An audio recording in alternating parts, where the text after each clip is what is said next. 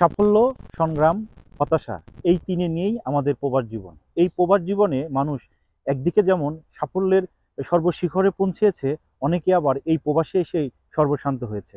আমরা আজকে এমন একজন তরুণ উদ্যোক্তার সাথে কথা বলবো, যিনি একাধারে তরুণ উদ্যোক্তা এবং সমাজকর্মী, যাকে সবাই পর্তুগালে বসবাস করা বাংলাদেশিদের সবাই যারা আইকন হিসাবে মানে, আমাদের রনি হোসেন ভাই। কেমন আছেন ভাই? আসসালামু আলাইকুম। জি, আলহামদুলিল্লাহ ভালো আছি। আপনি ভালো আছেন? জি, ভালো আছি। দীর্ঘদিন ধরে আপনি পর্তুগালে বসবাস করছেন এবং আপনার শুরুটা কেমন ছিল এবং কত সালে আপনি প্রথমে আসছেন পর্তুগালে? ওয়েল, আমি পর্তুগালে এসেছি 2015 সালে মে মাসের শেষের দিকে। আর আমি বা আমার সমসাময়িক সময়ে আমি প্রথমত ছিলাম গ্রেড বি চেনে। সমসাময়িক সময়ে অনেকেই পর্তুগালে আসছে। আর আমাদের জন্য পর্তুগালের সেই সময়টা খুব বেশি সহজ ছিল না। তখনকার মিনিমাম স্যালারি ছিল 380 ইউরো। আর আমাদের কাজের পরিধিও অত ব্যাপক ছিল না। আমরা জানতামই না যে এই জায়গার রেসিডেন্স কার্ড না থাকলে যে কাজ পাওয়া যায়। তো আস্তে আস্তে আমরা স্প্লিট করি এবং এক্সপ্লোর করে জানি যে কাজ ছাড়া মূলত কাজ করা যায়। তারপর থেকে আমি এবং আমার সমসাময়িক সময়ে যারা এসছে আমরা সবাই একসাথেই পর্তুগিজ কাজে ঢুকি এবং কাজের আদলে আমাদের সবচেয়ে বড় যে সমস্যাটি হয়েছিল সেটা হচ্ছে ভাষাগত সংকীর্ণতা। ভাষাগত সংকীর্ণতার জন্য অনেকেই যোগ্যতা অনুযায়ী চাকরি সংগ্রহ করতে পারেনি, বা অনেকে ইচ্ছে মতো যে চাকরি তারও সন্ধান হয়নি। মূলত আমাদের ভাষাগত জটিলতা ছিল অনেক বেশি ওই সময়। আর সর্বোপরি আমরা বাংলাদেশের মানুষ, আমাদের ওয়েদারের সাথে পর্তুগালের ওয়েদারের ব্যাপক মিল রয়েছে এবং বেশ খাবার দাবারের মিল রয়েছে। সেই জন্য একাধারে যদি একদিকে বলতে যাই অর্থনৈতিক দিক থেকে শুরু করে পরিবার পরিজন আত্মীয় স্বজন বন্ধু বান্ধবের দিকে খুব বেশি ভালো যে ছিলাম তা না। আবার যদি খাবার ওয়েদার মেনটেন করি তাহলে আমাদের ওই সময়টা একেবারে যে খারাপ গেছে তাও বলা যাবে না। সর্বোপরি আমাদের ওই সময়টা সংযোজন বিয়োজন করে কত বছর হতে অ্যাভারেজ চললো আপনার এই পর্তুগালে? 2015 থেকে 2025, অলমোস্ট 10 বছরে পদার্পণ করব কিছুদিন পরে। 10 আপনার বছর শেষ করব। আপনার জন্মস্থান তো সম্ভবত মুন্সিগঞ্জের বিক্রমপুরে। জি, আমি সেই বিক্রমপুর থেকে পর্তুগাল পর্যন্ত আসাটা আসলে জার্নিটা কেমন ছিল আপনার? শুরু থেকেই আপনি পর্তুগাল এসেছেন না অন্য দেশে ছিলেন সেখান থেকে আবার পর্তুগাল এসেছেন? মানে আপনার জার্নিটা কেমন ছিল? মুন্সিগঞ্জের একটা ছেলে, বিক্রমপুরে বেড়ে ওঠা একটা ছেলে, এখানে এসে একজন প্রতিষ্ঠিত তরুণ উদ্যোক্তা, যাকে আমরা বলি সমাজকর্মী। এই জার্নিটা আপনার কেমন ছিল আসলে? আসলে আমার জন্ম হচ্ছে বিক্রমপুর বা মুন্সিগঞ্জ ডিস্ট্রিক্টের লৌহজং উপজেলায়। আমার বাড়ি একেবারে উপজেলার কাছাকাছি, যে পুরনো উপজেলা ছিল এর কাছাকাছি। আমার ইন্টারমিডিয়েট অবধি লোকাল এরিয়াতেই, তার পরবর্তীতে ঢাকায় থাকা। আর আপনারা হয়তো বা জানেন যে আমাদের বিক্রমপুরের মানুষ অনেক বেশি প্রবাসী বা বিদেশমুখী। সেই সুবাদে আমাদেরও ইচ্ছে ছিল যে বিদেশে আসা। আমাদের অধিকাংশ লোকই মূলত পেশাগত কারণে বিদেশ যায়। আমি মূলত স্টাডি করার জন্যই ইংল্যান্ডে গিয়েছিলাম গ্রেড বি টেনে। সেখানে ছিলাম 4.5 বছরের মতো। সেখানেও আহামরি কমিউনিটির সাথে ওরকম করে ইনভলভ হওয়া হয়নি। ওই জায়গার কমিউনিটি পর্তুগালের চাইতে অনেক বড়। সেখানে দীর্ঘদিন 4.5 বছরে টুকটাক থাকা হয়েছিল, কিন্তু তার পরবর্তীতে যেখানে ছিলাম সেটা পর্তুগালে এসেছি। আর এর মধ্যে ভিজিট সূত্রে তো অনেক দেশে গিয়েছি বা ঘোরা হয়েছে, কিন্তু বসবাসের জন্য প্রথম ইংল্যান্ড, তারপরে হচ্ছে পর্তুগাল। আর এই জার্নিটি যে কোনো কাজ অত বেশি সহজ না, বাট আমার ভাগ্য ভালো, আমি আমার কিশোর বয়স থেকেই এই অবধি যাদের পেয়েছি, আমার সহকর্মী বলেন বন্ধু বান্ধব সবাই খুবই উদার মনের মানুষই মিলেছে আমাকে। কখনোই ডিসঅনেস্ট তো অফকোর্স কিছু মিলবে, কিন্তু আমি অধিকাংশ আমার হেল্পফুলি বেশি পেয়েছি, যারা আমার সমমনা এবং সমপর্যায়ের।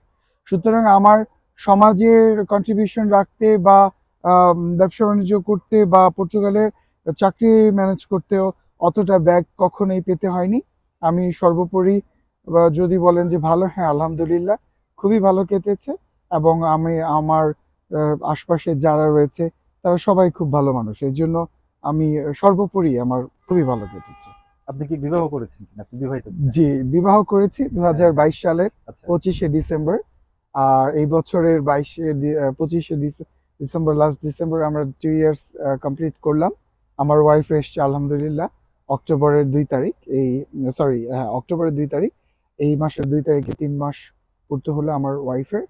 তো এখন আমি ওয়াইফ নিয়ে আছি পর্তুগালে। যেহেতু এটা ব্যক্তিগত প্রশ্ন, মানে প্রশ্ন, বিয়েটা কি আপনাদের পারিবারিক ভাবে ছিল না লাভ ম্যারেজ ছিল আপনাদের?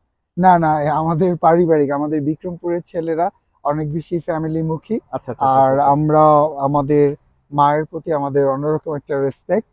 হুম, ফ্যামিলি, বাবা তো অবশ্যই, হুম, হুম, হুম। বাবা মা ভাই বোন সব মিলিয়ে এটা আমাদের অ্যারেঞ্জ ম্যারেজ। পরিবারগত দিক থেকেই মূলত এটা সম্পূর্ণ হয়েছে। এবং আমার শ্বশুরবাড়ি আমাদের পরিবার দুইটা মিলেই মূলত সম্পূর্ণ হয়েছে। যেহেতু ছোটবেলা, যেহেতু গ্রামে বড় হওয়া, এমন কোন স্মৃতি আছে যেগুলো আসলে এখন খুব ভালো লাগে বা মনে করলে নিজে নিজে মানে হাসা হয় নিজের ভিতরে, যে এই জিনিসটা আমি করতাম বা জানতাম, এমন কোনো মধুর স্মৃতি আছে কিনা? যে কারোর গাছের আম পাড়া বা কারো ডাব গাছের ঢিল দেওয়া, বড়ই গাছের ঢিল দেওয়া, এরকম কোনো মজার স্মৃতি আছে কিনা আপনার? না, মজার স্মৃতি বলতে অনেক স্মৃতি তো আছে। আর আমি অনেক বেশি গ্রামমুখী। মূলত আমি শুধু না, আমাদের বিক্রমপুরের সবাই অধিকাংশ মানুষই গ্রামমুখী। গ্রাম আমরা অনেক পছন্দ করি।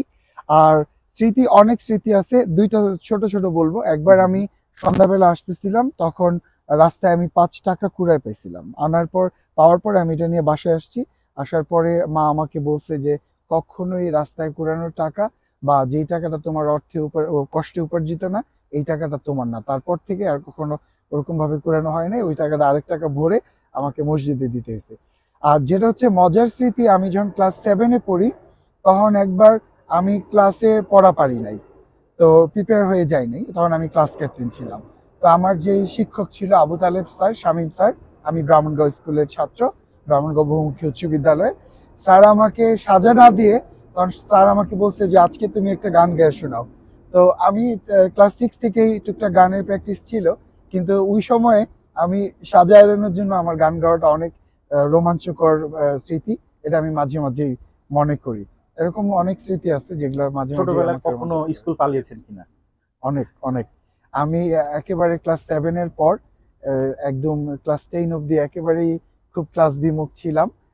আমাদের ইসলাম শিক্ষা শিক্ষক মালেক স্যার, ওনার সাজা এড়ানোর জন্য আমি ওনার ক্লাসই একেবারে খুব কম করতাম।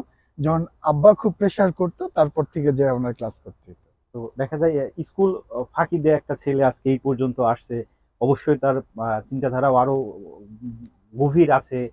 তরুণ সমাজকে নিয়ে কাজ করা, পর্তুগালে আসা বাংলাদেশিদের নিয়ে কাজ করা। আপনার নেক্সট কোনো পরিকল্পনা আছে কিনা, যারা নতুন যারা এখানে আসতেছে তাদের আপনি কি সাজেশন করবেন? সেটা ব্যবসা রিলেটিভ হোক বা অন্য কিছু রিলেটিভ হোক, মানে তরুণদের জন্য মোটিভেশন করার জন্য আপনার কি বার্তা থাকবে?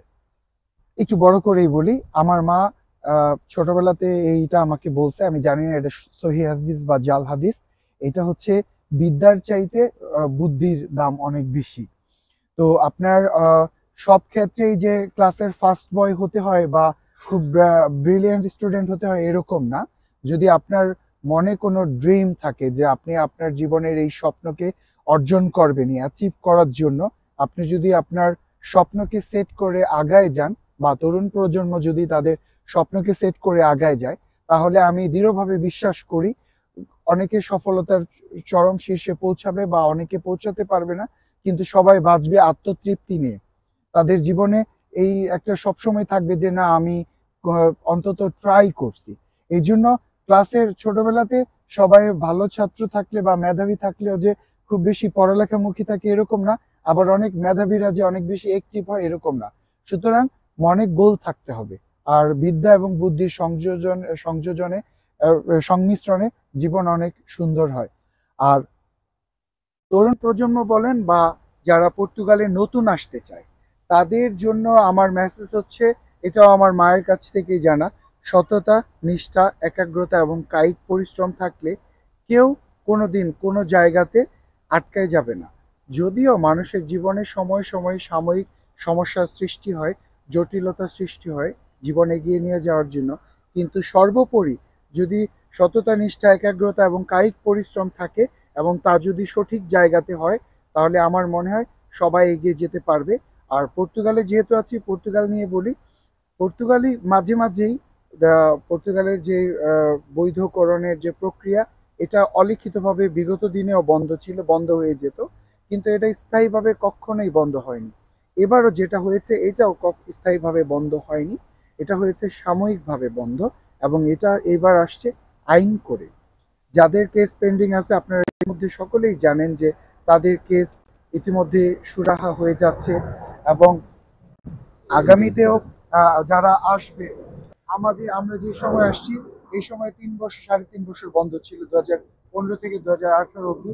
পরবর্তীতে আপনাদের যে রেসিডেন্স কার্ড দিয়েছে 88.2 আর্টিকেলে, আর আমাদের দিয়েছিল 123 হিউম্যানিটেরিয়ান রিজনের আর্টিকেলে। আমি আমার ক্ষুদ্র অভিজ্ঞতা এবং বিশ্বাস থেকে বলি যে যারা এই অবধি সেফ এন্ট্রি করতে পারেনি বা এইমাত্র রেজিস্ট্রেশন করতে পারেনি, নাম্বার ম্যানিফেস্টের নাম্বার পায়নি, তাদেরকে এই গভর্নমেন্ট নিরাশ করবে না। তাদেরকে হিউম্যানিটেরিয়ান রিজনে 123 আর্টিকেলের আন্ডারে তাদের সকলকে এই কাগজ দিবে বলে আমার মনে হয় এবং আমি বিশ্বাস করি।